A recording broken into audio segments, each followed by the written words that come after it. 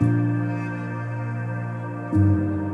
actually surprised that the elephant in the room was only just mentioned. The word capitalism was not mentioned until just now. And I was surprised because this session was what is climate change? And we started with why do we have climate change, right? And at the end of the day, we keep talking a lot about systemic change. We have to change the system, right? Well, what is the system? The system that we live in is predominantly westernized capitalism, right? And capitalism is not natural, right? The Western media has entirely been complicit in pushing the capitalist agenda, right? Saying that more is better, individualization is better. And this has caused essentially an unprecedented acceleration in the last 50 years. That isn't natural. It's not natural. Matthew was saying it's not natural for humans to be individualized. It's natural for us to be communal, convivial. It's natural for us to want to be with other people, to be in connection with nature, to want to give, to share. It's not natural to want to accumulate, to want to hoard, to want to have it all and not let the others have it because I worked hard for it, etc. And this is just the message really that we get, right? That you have to work hard and you have earned it, and these billionaires, etc., deserve it. But at the end of the day, that is really what is fueling the climate crisis, right? The richest 10% of individuals emit 50% of all emissions. The richest 10 billionaires emit 8,000 times than the poorest 1 billion individuals on this planet. Fact check me. This just came out by Oxfam 2 weeks ago. The question is, at the end of the day, do you folks see capitalism or our system being compatible with a livable, sustainable, fair, and equitable future? No. I'm writing chapter 6 at the moment of the Climate Academy textbook, and it's all about India in the 19th century and how that was just basically taken over by the East India Company, which is Google with guns. And yeah, there was mass starvation, 30 million people. Why? Because the algorithm of how decision and policy making just became all about profit. And that was the 19th century. And what's happened since then is just got deeper, is driving it. This is the capitalocene, or it's the theft of Rahmina's future. Those are the dirty truths. And we have to be honest about it. It is the problem, and it's a problem of imagination in a way. We can't imagine what is beyond capitalism, and there's no answer to that. But we just have to try. We have to put young children, young people in a place where they start improvising with systems entrepreneurship, and then they taste what it's like. So this thing has to emerge. All systems come from simplicity, and then you get so let's get down to the simple basics and let's see what emerges as a rival, if you like. Otherwise, as Marx predicted, capitalism will self-destruct. And I agree with you that it's very, very difficult to see how we're going to get from capitalism to a system where everybody in the world has a fair shot at a life. We're not on track for that in the absolute slightest.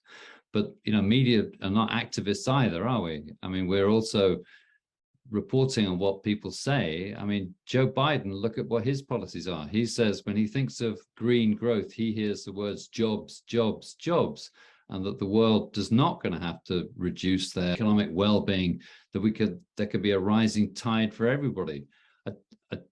Capitalism I find very hard to reconcile with this, but what are you going to do about it? Are you going to smash the system? I agree completely. We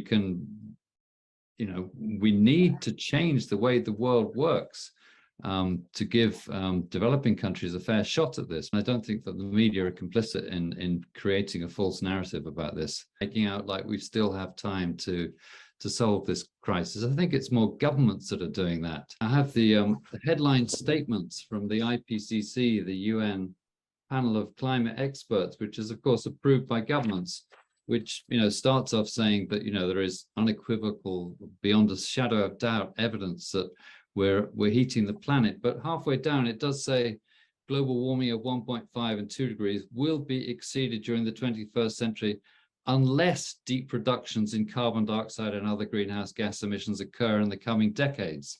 So this is the Bible of climate science, if you like. And I think that journalists would be remiss in not quoting it. And we're not making that up. With the first ever COP that I attended was COP26. There was a lot of frustration, first of all, with getting the finances as a climate activist. I'm speaking in general, in getting a place to stay, in getting support like every day. Then another problem is like the lack of inclusivity at these conferences. So when I was in COP26, I realized that there were a lot of people. There are a lot of, and it's quite known. There are a lot of people from the fossil fuel industry who are making presence, and it was determined that there were like more than 400 people over there. And you can imagine how many leaders were there. The reason why I usually support like uproot the system. But what I usually say, if you can't change the system, be in the system and change the system. So even within the system, there's a way that it has been structured that all these investments are going towards the pockets of the government, the pockets of the leaders. They give it to their family, but they keep on forgetting the ones who are suffering the most from it. So even with the COPs, I usually get disgusted when leaders pretend to like take pictures with youth and would like use it as a way of tokenism. You know, today we were with these youth, spoke about the climate crisis, looking at the youth, 2030 agenda, but then you don't look forward and say, where's the bigger picture over there? You're just only taking a picture, doing a conversation. We want the real thing.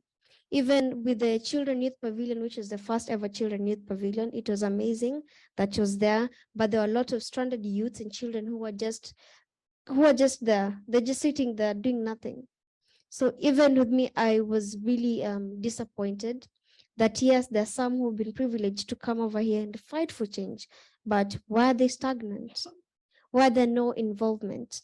Even when you're speaking about being at a high level table, the ones who have connections are the ones who get to access it. Even when you look at the COP27, not many people came. Even with some of the leaders were absent in most of the times. So that shows you how people are like trying to change their ways and they are kind of ignorant.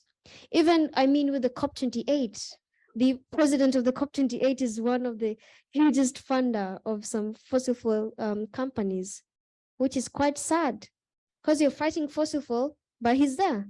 So it's like all of us who are going to, like the young people who are going to COP are just going there to fight for policy change making, but there's nothing being implemented.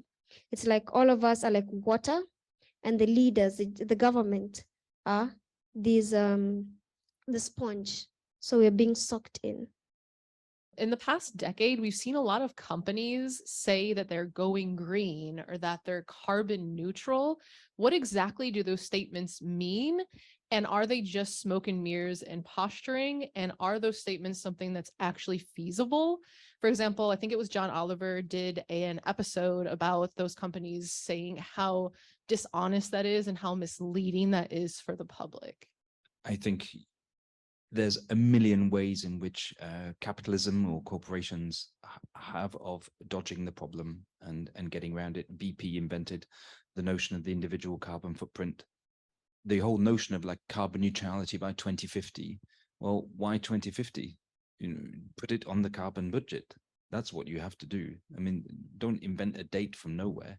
So all of that has to just be informed by carbon budgets. And on top of that, I think we also have to ask the deeper question, and this is of course too big to handle here and now, but like what Rousseau asked about, what is the human condition? What are we trying to do here? We're not satisfied by material wants, and we want resonance in our lives. We want community, we want nature, we want meaning, we want projects, and the whole corporate machinery just keeps reinventing itself to be able to dodge the bullet about the fact that is just the deepest illusion of all.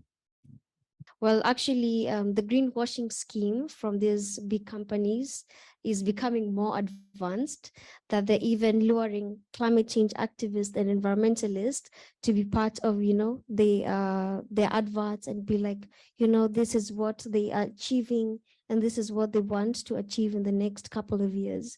So even we've had some climate activists speaking, should I take this or should I not take this? So most of the times, whenever we also speak about media, that's why media has a big role to play. Like we have to think of what to accept and what not to accept.